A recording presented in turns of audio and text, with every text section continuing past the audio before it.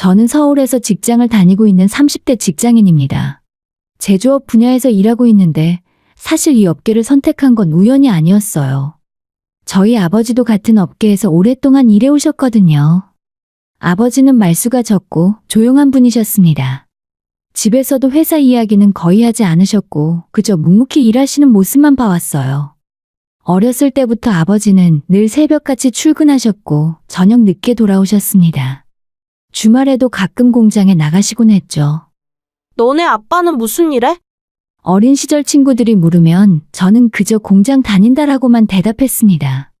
아버지가 정확히 어떤 일을 하시는지, 회사 규모가 어느 정도인지는 잘 몰랐거든요. 아버지도 굳이 자랑하거나 설명하지 않으셨고, 저도 특별히 궁금해하지 않았습니다. 그저 우리 가족은 평범하게 살고 있다고만 생각했어요. 대학을 졸업하고 취업을 준비할 때도 아버지는 많은 말씀을 하지 않으셨습니다. 그저 제가 하고 싶은 일을 하라고만 하셨죠. 주변에서는 아버지 회사에 들어가면 되지 않냐고 말하는 사람들도 있었지만 저는 제 힘으로 살고 싶었습니다. 아버지도 그런 제 뜻을 존중해 주셨고요. 그렇게 저는 제 힘으로 지금의 회사에 입사했고 나름대로 성실하게 일하며 독립적인 삶을 살아왔습니다. 제가 다니는 회사는 중소기업이었지만 저는 일하는 게 즐거웠어요. 동료들도 좋았고 제가 맡은 업무에도 보람을 느꼈습니다. 특히 생산 관리 쪽 일을 하다 보니 현장과 사무실을 오가며 바쁘게 움직이는 나날이었어요. 힘들 때도 있었지만 뭔가 제가 성장하고 있다는 느낌이 좋았습니다. 그러던 어느 날 회사 선배의 소개로 한 남자분을 만나게 되었어요. 저보다 3살 위였고 같은 제조업 분야에서 일하는 분이었습니다. 선배가 말하길 성실하고 착한 사람이라 하더라고요. 이번엔 진짜 괜찮은 사람이야. 나도 오래 알고 지낸 친구의 동생인데 인성도 좋고 직장도 안정적이야. 선배님 저번에도 그렇게 말씀하시고는 완전 이상한 사람이었잖아요. 아니야, 이번엔 진짜야. 한 번만 만나봐. 손해보는 일 없을 거야. 선배의 적극적인 권유에 못 이겨서 소개팅 자리에 나갔습니다. 처음 만난 자리는 조금 어색했지만 직종이 비슷하다 보니 대화 소재가 금방 생기더라고요. 요즘 자재값이 너무 올라서 힘들지 않아요? 그러게요. 저희도 원가 관리 때문에 머리 아파요. 특히 철강 쪽이 문제예요. 맞아요. 저희도 납기 맞추는 것도 어렵고 단가 협상도 쉽지 않고 그래요. 이런 식으로 업무 이야기를 나누다 보면 시간 가는 줄 몰랐습니다. 같은 업계에서 일하는 사람끼리만 공감할 수 있는 이야기들이 많았거든요. 두 번째 만남에서는 업무 이야기를 넘어 취미나 일상 이야기도 나누게 되었습니다. 그분은 성실하고 배려심도 있어 보였어요.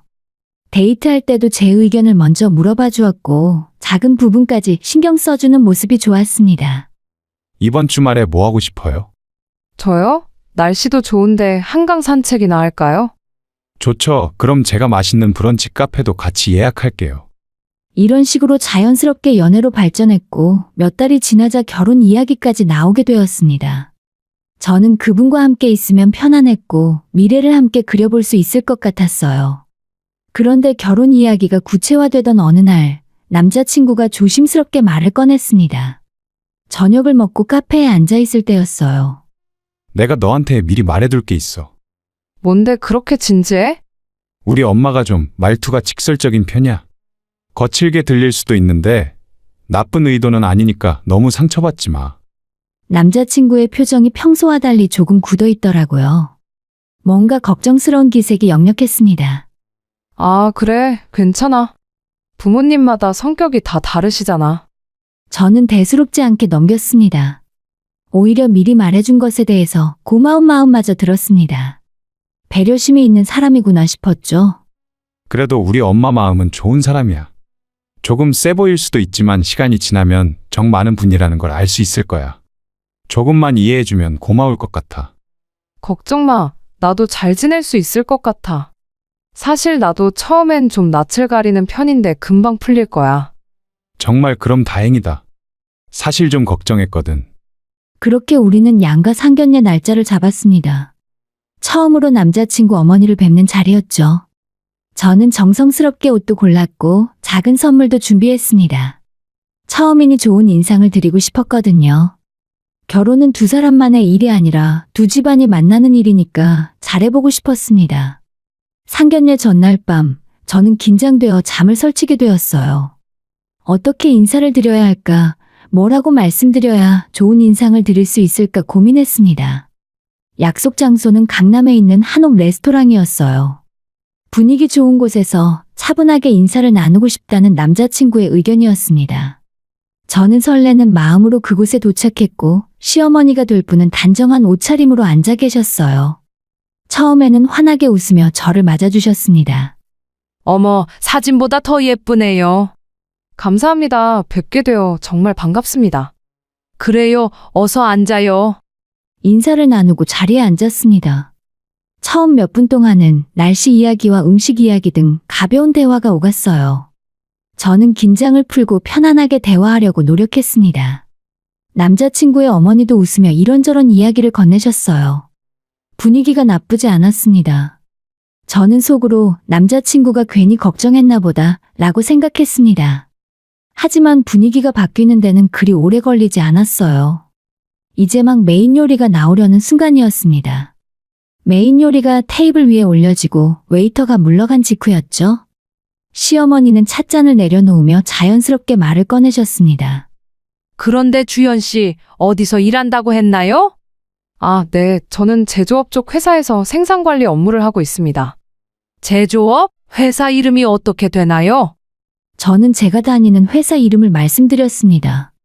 중견기업이지만 대기업 못지않게 나름대로 안정적인 곳이었고 저는 그곳에서 일하는 게 자랑스러웠어요. 하지만 시어머니의 반응은 예상과 달랐습니다. 거기가 어디예요? 처음 들어보는데. 이름도 못 들어본 그런 회사가 다 있나? 순간 얼굴이 화끈거렸습니다. 시어머니의 말투에는 명백한 무시가 담겨 있었으니까요. 옆에 앉은 남자친구가 어색하게 웃으며 끼어들었습니다. 엄마, 중견기업이어도 웬만한 대기업보다 좋은 회사 많아. 주연이 회사도 이쪽 업계에서 괜찮은 곳이야. 그래도 우리 아들은 대기업 다니잖아. 월급도 훨씬 많이 받고. 저는 아무 말도 할 수 없었습니다. 대기업과 중소기업의 차이를 굳이 이 자리에서 언급할 필요가 있을까요? 저는 그저 어색하게 웃으며 고개만 끄덕였습니다. 그럼 주연 씨는 월급이 얼마나 되나요? 갑자기 직접적인 질문이 날아왔습니다. 저는 당황했지만 숨길 이유도 없다고 생각해서 솔직하게 답변했어요.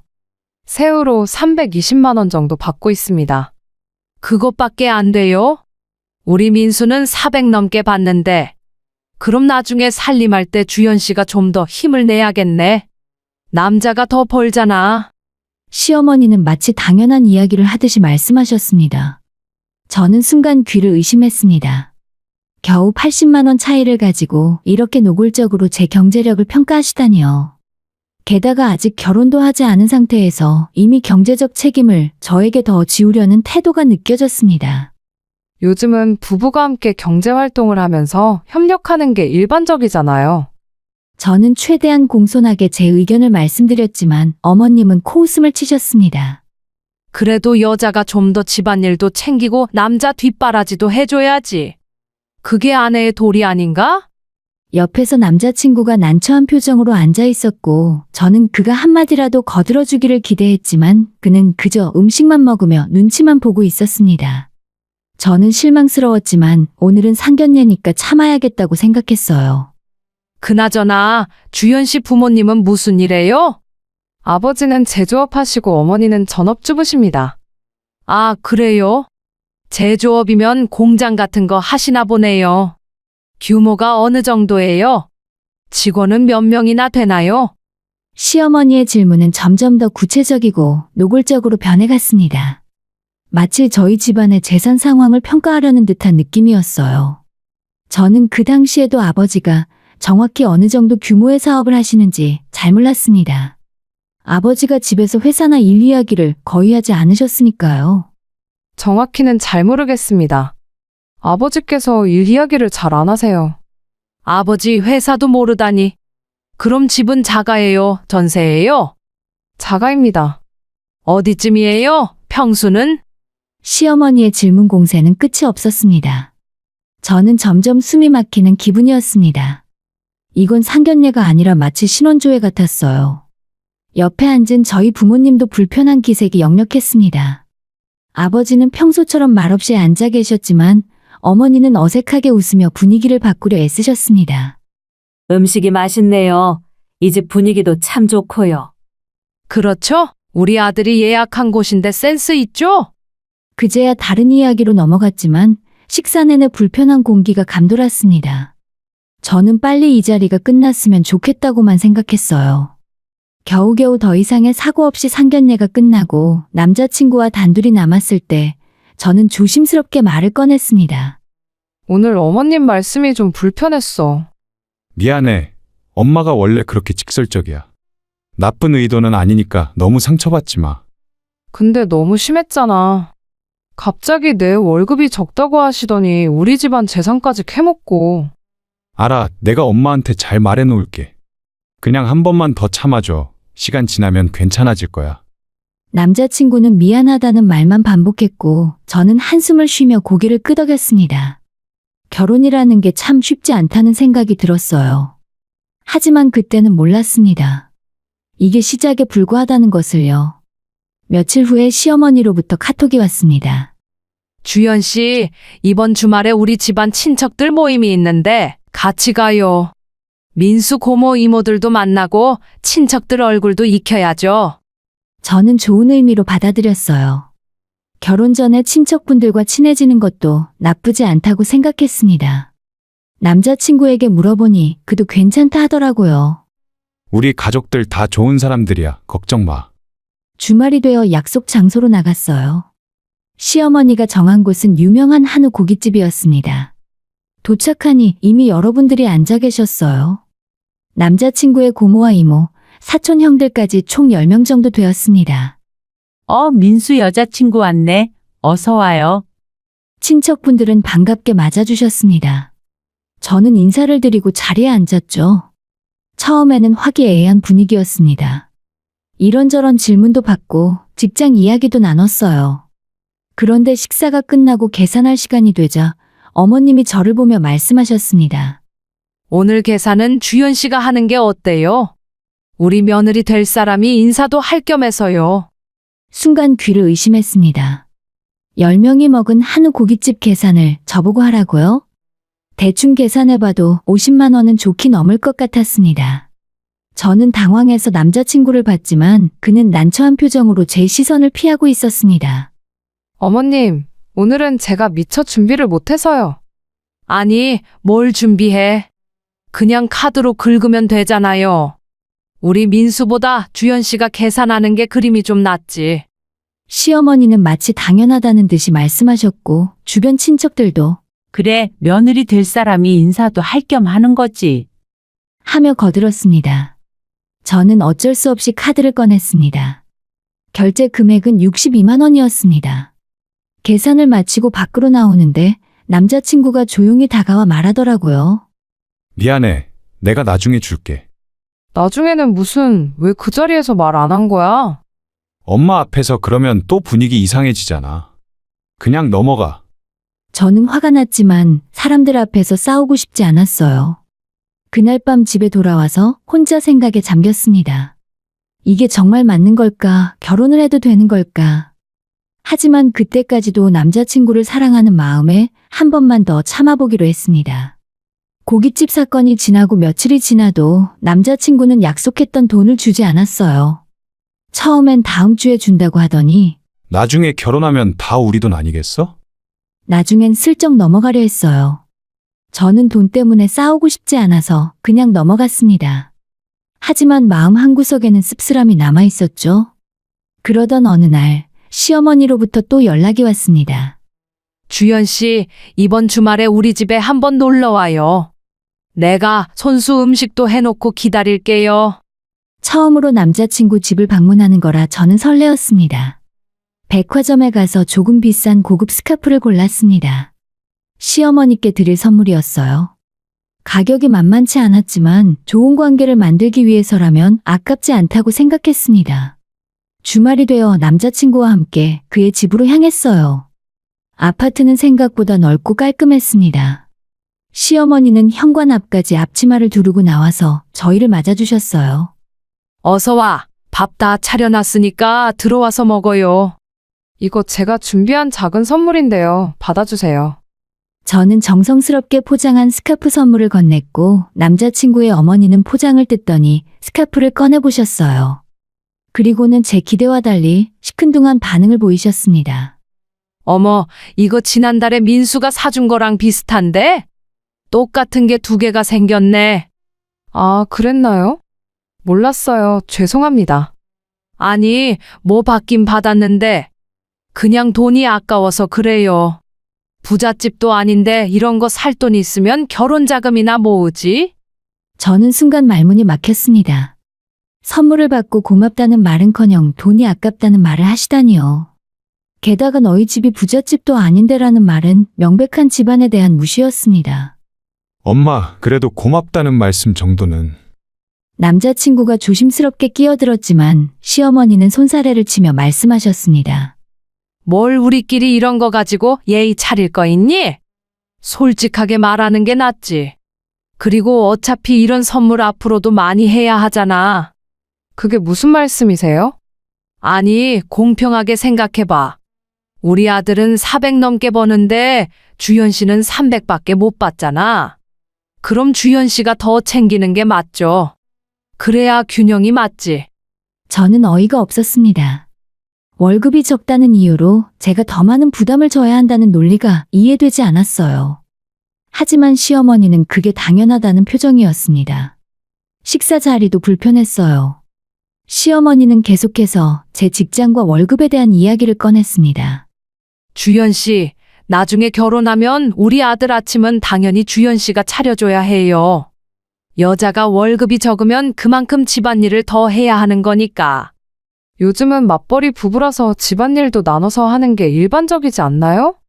그게 무슨 말이야? 남자가 더 벌면 여자가 더 일하는 게 당연하지. 그래야 공평한 거예요. 저는 더 이상 반박하지 않았습니다. 무슨 말을 해도 소용없을 것 같았으니까요. 남자친구는 내내 침묵으로 일관했고 저는 그런 그의 모습이 점점 실망스러웠습니다. 집에 돌아오는 길에 저는 남자친구에게 따졌어요. 왜 가만히 있었어? 어머니가 그렇게 말씀하시는데 왜 아무 말도 안 해? 엄마가 원래 그래. 말대꾸하면 더 심해져. 그냥 넘어가는 게 나아. 넘어가라고? 나는 계속 무시당하고 있는데? 알아. 근데 어쩌겠어. 엄마 성격을 내가 어떻게 바꿔. 조금만 참아줘. 결혼하고 나서 우리끼리 살면 되잖아. 남자친구의 말은 늘 똑같았습니다. 참으라는 말뿐이었고 저는 점점 지쳐갔습니다. 그로부터 며칠 후에 시어머니로부터 또 연락이 왔어요. 이번에는 주말에 급한 일이 있으니 잠깐 나와달라는 내용이었습니다. 무슨 일인지 물어봤지만 그저 오면 알아요. 라는 답변만 돌아왔습니다. 어머님이 나보고 주말에 나오래. 무슨 일인지 아니? 나도 잘 모르겠어. 그냥 나가봐. 불안한 마음으로 약속 장소로 향했습니다. 시어머니가 알려준 곳은 강남에 있는 고급 초밥집이었습니다. 저는 의아했어요. 급한 일이라며 부른 곳이 왜 이런 고급 식당일까요? 식당에 도착하니 시어머니만 계신 게 아니었습니다. 남자친구의 고모와 이모, 사촌 형들까지 자리를 하고 있었고 대충 세어보니 8명 정도 되었어요. 주연 씨 왔네. 어서 와요. 친척분들이 반갑게 맞아주셨지만 저는 불길한 예감이 들었습니다. 지난번 고깃집 사건이 떠올랐으니까요. 오늘 무슨 일이세요? 아니, 별일 있어? 그냥 가족들이 모여서 밥 먹는 거지. 주연 씨도 이제 우리 가족이나 마찬가지니까 불렀지. 시어머니는 환하게 웃으며 말씀하셨지만 저는 마음이 편치 않았습니다. 식사가 시작되었고 오마카세 코스는 정성스럽고 고급스러웠어요. 가격도 만만치 않을 게 분명했습니다. 친척분들은 신기하다며 연신 사진을 찍었습니다. 와, 이런 데는 처음 와봐. 역시 민수 엄마는 센스가 있어. 그러게. 우리 조카 덕분에 좋은 데 와보네. 식사 중간중간 친척분들은 저에게 이런저런 질문을 던졌습니다. 주연 씨 월급이 얼마나 돼요? 아, 그게 내가 들었어. 300 좀 넘는다며. 요즘 그 정도면 좀 적은 편 아니에요? 우리 민수는 400 넘게 받는데 말이야. 주연 씨 팔자 고쳤네. 친척분들의 말투에는 노골적인 무시가 담겨 있었고 저는 얼굴이 화끈거렸지만 참고 웃으며 넘겼습니다. 여자가 월급이 적으면 집안일이라도 더 해야지. 최소한 아침밥은 당연히 주연 씨가 차려줘야 하고. 맞아. 요즘 여자들이 너무 당당해. 옛날엔 안 그랬는데. 저는 더 이상 참을 수 없었어요. 이 자리가 너무나 불편했고 모욕적이었습니다. 옆에 앉은 남자친구는 또다시 침묵으로 일관하고 있었죠. 드디어 식사가 끝나고 계산할 시간이 되었습니다. 제 불안한 예감은 적중했습니다. 주연 씨, 오늘 계산 주연 씨가 하는 게 어때? 시어머니가 환하게 웃으며 말씀하셨습니다. 저는 순간 귀를 의심했어요. 네, 어머니 오늘도요? 아니, 지난번에도 주연 씨가 계산했잖아요. 이번에도 부탁해요. 우리 며느리 될 사람이 이 정도는 해줘야죠. 초밥집에서 식사비는 80만 원이 넘었고 저는 눈앞이 캄캄했습니다. 80만 원이 넘는 계산서를 보는 순간 저는 손이 떨렸어요. 하지만 그 자리에 모인 친척들은 모두 저를 쳐다보고 있었고 시어머니는 당연하다는 표정으로 기다리고 계셨습니다. 저는 어쩔 수 없이 카드를 꺼낼 수밖에 없었죠.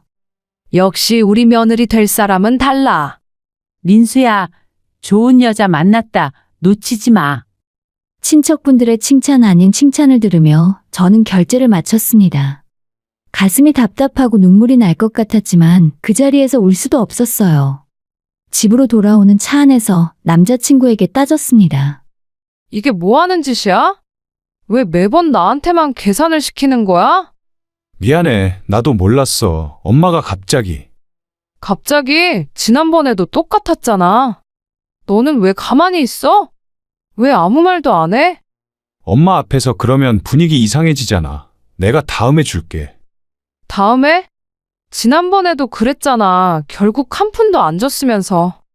남자친구는 할 말이 없는지 침묵했고 저는 더 이상 참을 수 없었습니다. 그날 밤 저는 혼자 방에 앉아서 조용히 울었어요. 지난 몇 달간 쌓였던 감정들이 한꺼번에 터져나왔습니다. 월급이 적다고 무시당하고 매번 말도 안 되는 계산을 떠넘기고 남자친구는 저를 지켜주지 않았습니다. 이게 정말 사랑일까? 이런 사람과 결혼해도 괜찮을까? 다음날 저는 결심했어요. 아버지께 모든 걸 말씀드리기로요. 평소에는 아버지와 깊은 대화를 나누지 않았지만 이번만큼은 도움이 필요했습니다. 저녁에 부모님과 식사를 하는 자리에서 저는 조심스럽게 말을 꺼냈어요. 아빠, 엄마, 사실 요즘 고민이 있어. 무슨 고민인데 결혼 준비 때문에? 어머니가 걱정스러운 얼굴로 물으셨습니다. 저는 그동안 있었던 일들을 차근차근 말씀드렸어요. 상견례에서 있었던 일, 고깃집 계산 사건, 그리고 오마카세 식당에서의 일까지. 아버지는 말없이 제 이야기를 듣고 계셨습니다. 평소처럼 조용하셨지만 표정이 점점 굳어지는 게 보였습니다. 이야기를 다 마치자 아버지가 입을 여셨습니다. 그 집안이 우리 딸을 그렇게 대했다고? 아버지의 목소리는 낮았지만 분노가 느껴졌어요. 저는 아버지가 이렇게 화를 내시는 모습을 처음 봤습니다. 주연아, 너 왜 진작 말 안 했어? 그냥 제가 참으면 될 것 같아서요. 남자친구도 시간 지나면 괜찮아질 거라고 했고. 괜찮아질 거라고? 그 남자는 네가 그렇게 당하는데 가만히 있었다는 거야. 아버지는 자리에서 일어나셨고 핸드폰을 들어 어디론가 전화를 거셨습니다. 나야, 내일 당장 자리 하나 잡아줘. 장소는 최대한 격식 있는 곳으로 해. 아빠 뭐 하시는 거예요? 내가 다시 한번 만나봐야겠어. 우리 딸을 그렇게 무시하는 집안이면 말이야. 아버지의 눈빛은 단호했습니다. 저는 아버지가 이렇게 적극적으로 나서시는 모습이 낯설었지만 한편으로는 든든했어요. 며칠 후에 조금 이상하지만 두 번째 상견례 자리가 마련되었습니다. 남자친구와 어머니에게 연락이 갔고 그들도 응하겠다고 했어요. 아마 아버지가 직접 만든 자리라는 말에 뭔가 다른 기대를 했던 것 같습니다. 두 번째 상견례 당일 저는 아버지 어머니와 함께 호텔 라운지로 향했어요. 아버지는 평소보다 단정하게 정장을 차려 입으셨습니다. 예비 시어머니와 남자친구가 먼저 도착해 있었고 시어머니는 환하게 웃으며 인사를 건넸어요. 어머, 주현 씨 아버님 오랜만이네요. 오늘은 무슨 좋은 말씀이 있으신가요? 아버지는 조용히 자리에 앉으셨고 차분하게 입을 여셨습니다. 제가 오늘 이 자리를 마련한 건 몇 가지 확인하고 싶은 게 있어서입니다. 아, 그래요? 뭐든지 말씀하세요. 어머님은 여전히 웃고 계셨지만 조금 긴장한 기색이 보였어요. 먼저 제 딸이 그동안 받은 대우에 대해 이야기하고 싶습니다. 아버지는 제가 겪었던 일들을 하나하나 말씀하셨습니다. 상견례에서 월급을 비교하며 무시한 일, 고깃집과 초밥집에서 계산을 떠넘긴 일, 제가 드린 선물을 무시한 일까지. 아버지의 목소리는 차분했지만 단호했어요. 그리고 남자친구 어머니의 얼굴이 점점 붉어졌습니다. 그건 제가 좀 직설적인 편이라. 직설적인 것과 무례한 것은 다릅니다. 제 딸을 월급이 적다는 이유로 무시하고 경제적 부담을 일방적으로 떠넘기는 건 명백한 무례죠. 하지만 요즘 시대에는 며느리가 조금 더 챙기는 게 맞죠. 며느리가 아닙니다. 아직 결혼도 하지 않았잖아요. 그리고 설령 결혼한다 해도 한쪽이 일방적으로 부담을 지는 건 옳지 않습니다. 그때 어머님이 갑자기 화제를 돌렸어요. 그나저나 아버님은 무슨 일 하신다고 했죠? 제조업이라고 했는데 구체적으로 어떤 일을 하세요? 그리고 회사 규모는 어느 정도 되나요? 또다시 집안 재산을 캐묻는 질문이었습니다. 저는 아버지가 어떻게 대답하실지 궁금했어요. 아버지는 평소처럼 조용히 말씀하셨습니다. 제조업 관련 사업을 합니다. 아, 그래요? 규모는 어느 정도예요? 시어머니는 끈질기게 물었고 아버지는 잠시 침묵하시더니 핸드폰을 꺼내셨습니다. 실장님, 지금 통화 가능하세요? 네, 우리 회사 작년 매출과 순이익 자료 좀 보내주세요. 지금 당장요. 그리고 몇 분 후에 아버지의 핸드폰으로 문서가 도착했어요. 아버지는 그 자료를 시어머니에게 숨김없이 보여주셨습니다. 저희 회사 작년 매출은 600억이고 순이익은 약 70억입니다. 그리고 직원은 250명 정도 됩니다. 그 말을 들은 어머님의 얼굴이 사색이 되었어요. 입이 벌어진 채 말을 잇지 못했습니다. 우리 딸이 입이 무거워서 집안 이야기를 안 했던 겁니다. 자랑할 생각도 없었고요. 하지만 이렇게 무시를 당한다면 말씀드릴 수밖에 없네요. 아버지의 목소리는 여전히 차분했지만 그 안에는 강한 힘이 담겨 있었습니다. 바로 그때 식당 입구에서 한 남성이 다가왔습니다. 50대 정도로 보이는 분이었는데 남자친구를 보더니 놀란 표정을 지었습니다. 민수 씨, 여기서 왜? 그 남자를 본 남자친구의 얼굴이 새하얗게 질렸습니다. 사장님? 아, 주 사장님이시군요. 오랜만입니다. 아버지가 그 남성을 보고 인사를 건넸습니다. 알고 보니 그분은 남자친구가 다니는 회사의 사장님이었고 아버지와는 오래전부터 아는 사이였어요. 따님이 이분이셨군요. 그런데 사실 이 사람 때문에 곤란한 일이 생겼습니다. 주사장이라는 분의 표정이 굳어졌습니다. 김민수 씨, 중국 쪽 기술 유출권에 대해 알고 계시죠?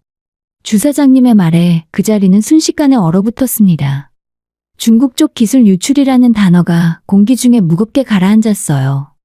남자친구의 얼굴은 이미 창백해져 있었고 어머님은 무슨 말인지 이해하지 못한 채 어리둥절한 표정을 짓고 있었습니다. 사장님, 그게 무슨 말씀이세요? 남자친구의 어머니가 떨리는 목소리로 물었어요. 김민수 씨가 우리 회사 핵심 기술 자료를 중국 업체에 넘긴 정황이 포착됐습니다. 지난 3개월간 사내 조사를 진행했고 이미 증거도 확보했습니다. 주사장님은 차분하지만 단호한 목소리로 말씀하셨고 남자친구는 고개를 푹 숙인 채 아무 말도 하지 못했습니다. 민수야, 이게 대체 무슨 소리야? 어머님이 아들을 다그쳤지만 남자친구는 입술만 파르르 떨 뿐이었습니다. 대표님, 죄송합니다. 따님의 결혼을 앞두고 이런 말씀을 드려야 해서요. 하지만 이건 회사 차원에서도 업계 전체로도 심각한 문제입니다. 내일부터 김민수 씨는 출근 정지이고 정식으로 징계 절차에 들어갑니다. 물론 민형사상 책임도 물어야 할 겁니다. 당연히 그래야죠. 제 딸은 이런 사람과 결혼할 수 없습니다. 아버지의 목소리는 더욱 단호해졌습니다. 저는 옆에서 이 모든 상황이 믿기지 않았어요. 제가 결혼하려던 사람이 회사 기밀을 빼돌린 사람이었다니요. 주연아, 미안해. 정말 미안해. 그제야 남자친구가 입을 열었습니다. 목소리는 떨리고 있었고 눈가에는 눈물이 맺혀 있었어요. 나도 어쩔 수 없었어. 중국 쪽에서 제안이 들어왔는데 금액이 너무 커서. 그리고 우리 할머니 병원비도 필요했고. 병원비? 무슨 병원비? 남자친구의 어머니가 황당하다는 표정으로 되물었습니다. 네 할머니 건강하시잖아. 무슨 병원비가 필요해?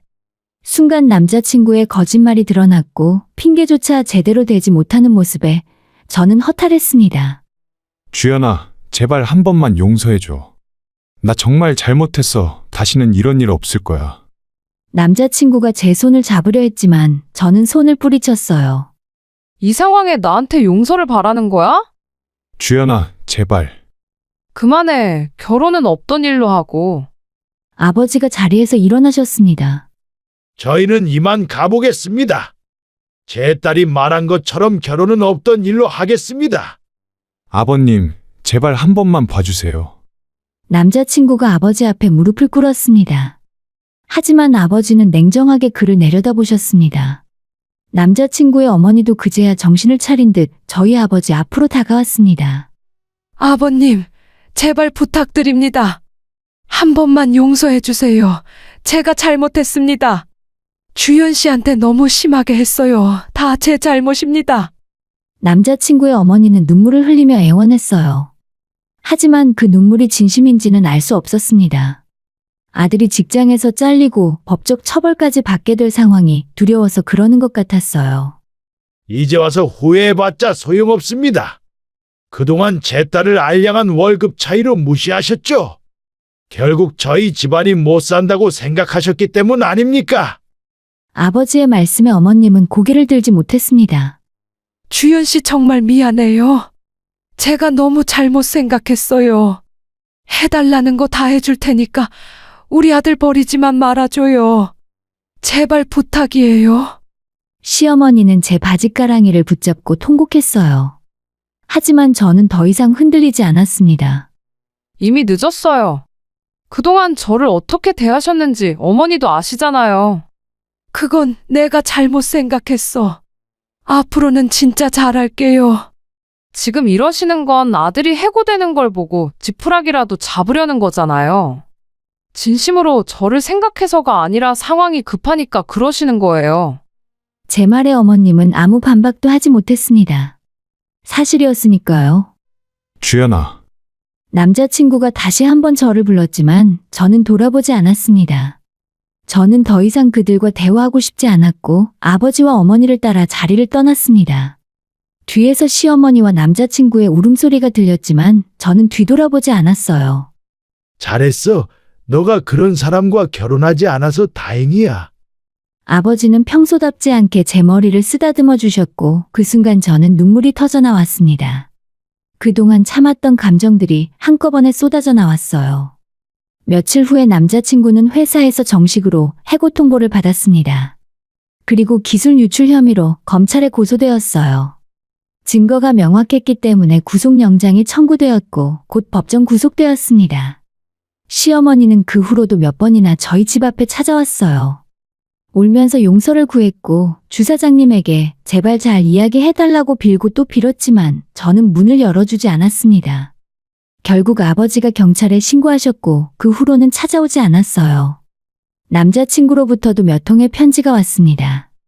구치소에서 보낸 편지였습니다. 편지에는 미안하다는 말과 사랑한다는 말이 가득했어요. 하지만 저는 그 편지들을 읽지도 않고 버렸습니다. 이미 끝난 관계였으니까요.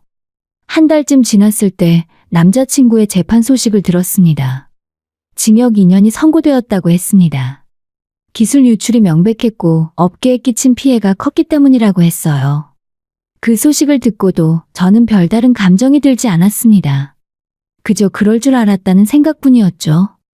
오히려 제가 제때 관계를 정리한 게 다행이라는 생각이 들었습니다. 저는 다시 일상으로 돌아왔어요. 회사 일에 집중했고 주말에는 친구들을 만나거나 혼자 여행을 다녔습니다. 무엇보다 가장 큰 변화는 아버지와의 관계였어요. 이번 일을 계기로 아버지와 자주 이야기를 나누게 되었습니다. 평소에는 말씀이 적으셨던 아버지였지만 요즘은 제 안부를 자주 물으시고 함께 식사도 자주 하게 되었어요. 주연아, 요즘 회사 일은 어때?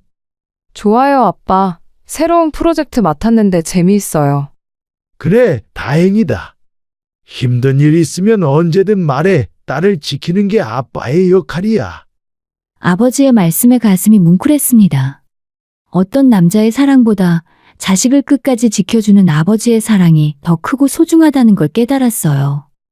요즘 저는 행복합니다. 언젠가 다시 좋은 인연을 만나게 되겠죠. 하지만 그때는 절대 저를 무시하거나 이용하는 사람이 아닌 진심으로 저를 존중하고 사랑하는 사람을 만날 수 있을 거예요.